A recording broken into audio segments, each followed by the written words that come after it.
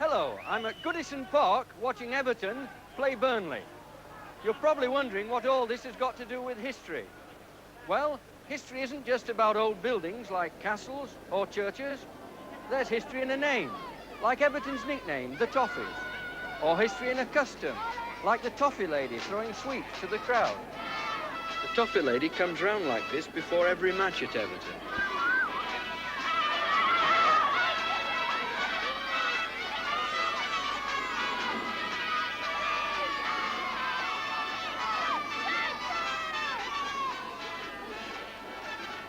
There's even history in a badge, like Everton's badge.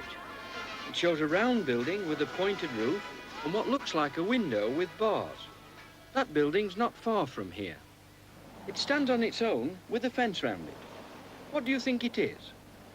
I can't see the window from here, but perhaps it's round the other side.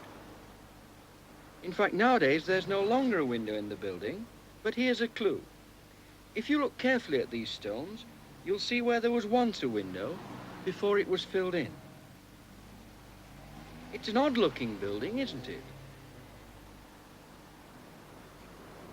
Now let's have a look inside. Looks to me a bit like a dungeon.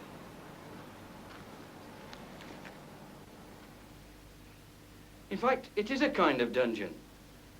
If you lived in Everton 200 years ago, and you were a troublemaker, this is where they'd put you. And they'd keep you here all night till they brought you before the magistrates next morning. It's not a very big place. In fact, I can almost touch the walls. And I certainly wouldn't like to spend the night in here. I wonder how many Everton supporters know that their badge is the old village lockup or jail. It's not changed very much, as you can see from this old picture. In a cottage near here, toffee was made that became famous as Everton toffee. That's why the Everton football team is nicknamed the Toffees. Here's an old picture of Mother Noblet, one of the old toffee sellers. Look at her hat, her basket, and umbrella. Now have a look again at the toffee lady. She's dressed just to look like Mother Noblet, though I think she's a lot prettier. They still make toffee in Everton, but the famous toffee is now made in a factory.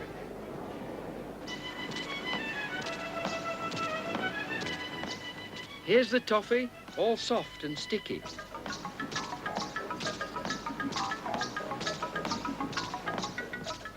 And here are the stripes of black and white mint. The toffee's wrapped in the layer of black and white mint. This is how the modern Everton toffees are made. Today, machines do most of the work.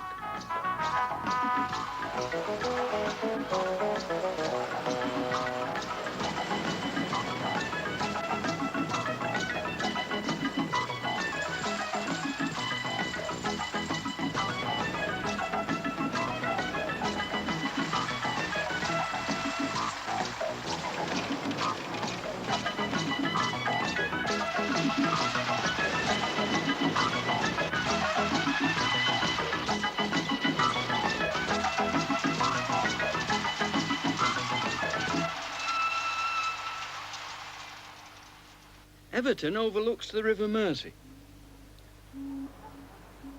Like other parts of Liverpool, it's being rebuilt. But in spite of the work of bulldozers, there are still plenty of clues about to show what Everton was like in the past when it was a little village surrounded by fields. This was before it became part of Liverpool. The village has gone, but near where the headless cross once stood, today there's a street sign which reminds us that once there was a village here. It's beside Parkland, where the old village green used to be. In this old picture of Everton village, you can see St. George's Church high up on the hill. Today, it's still there, but now it's surrounded by high flats. It looks just an ordinary church from the outside, but inside it's very unusual. I'm inside St. George's Church. Look what happens to this magnet. This pillar isn't made of stone, it's made of iron. In fact, this church is one of the earliest buildings in England in which cast iron was used. The ceiling has an iron frame. The windows have iron frames. Look at this big circle in the window. The same big circular pattern is also on the ceiling. And look at the small windows. They are the same as the small parts in the big window. It's all made to fit together like a construction kit. But it's outside in the churchyard where most of the clues are. Can you guess what these boys are doing? They're craning on paper over the writing on gravestones so that they can read them more easily and keep them as records of the past.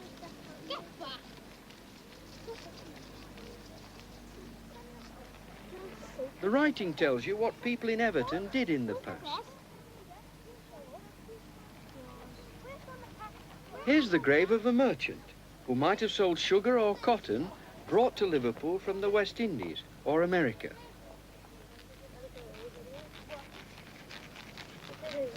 This is the grave of a seaman, a mariner, who'd have worked on one of the ships sailing from Merseyside.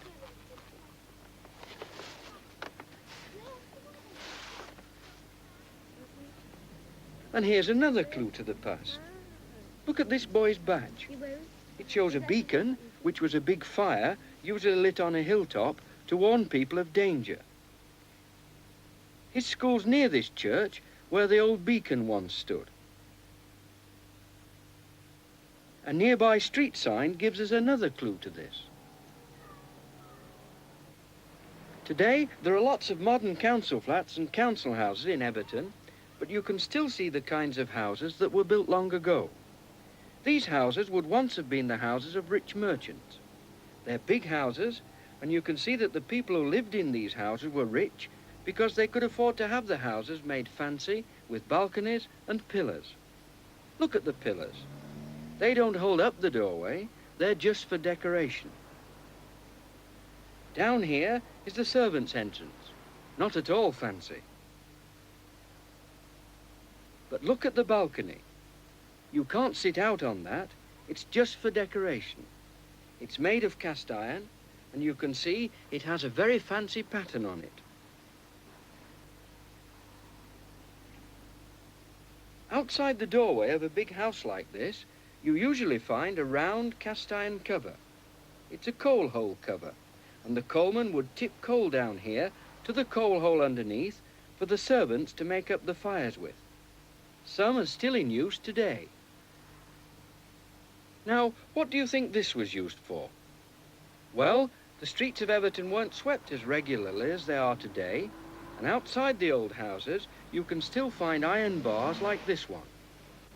It's a foot scraper, and you used it like this to take off the mud from your feet before going into the house. These small houses were built for the workers who came to find work in Everton over 100 years ago. The chimneys show how crowded together the houses are. Today, many of the lavatories are still outside in the small backyards.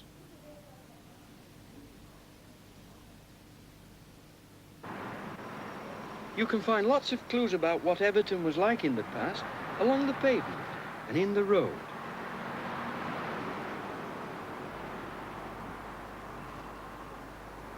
This is an old drinking fountain. Like many things in Everton, it's made of cast iron. It doesn't work now, but it had a handle here, and when you turned it, the water came out of here, and you drank like this.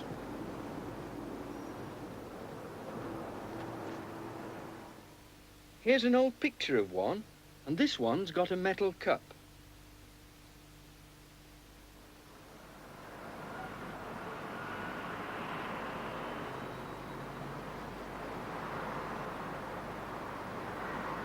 The whole of Everton used to be lit by gas. This is an old lamp standard. It uses electricity now, but once it was lit by gas. It's got two arms for the workman to rest his ladder on when mending the lamp. It's very fancy, isn't it? This is the usual kind of gas lamp. It's not as big or as fancy as the one you've just seen, but it's still got the two arms for the ladder. A few gas lamps are still in use in some parts of the country, even today. Let's see what other clues we can find. This is a postbox, but it's a special one. What's special about it? Well, look at the crown on top.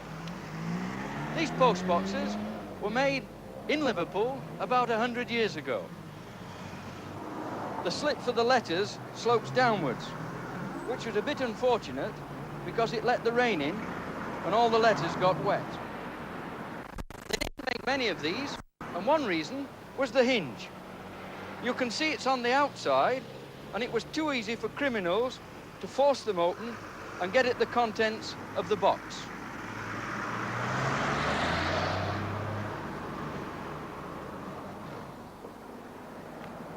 This box is a later one. You can see that the hinges are on the inside so that it's harder to break in. For some reason, they made these without a name on them. So they're called nameless or anonymous postboxes.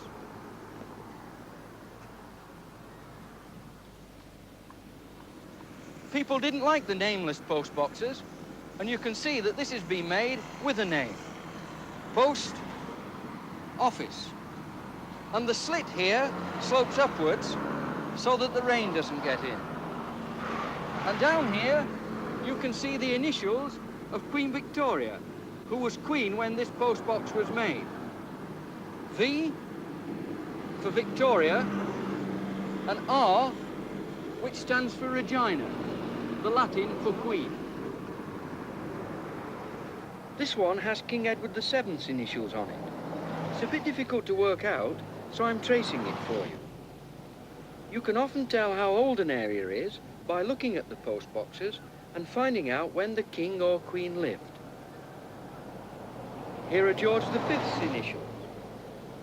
And here are his sons, George VI. And here are the present queens, Elizabeth II. Now let's look at a big clue. That big building over there, rising above the houses. What do you think it is?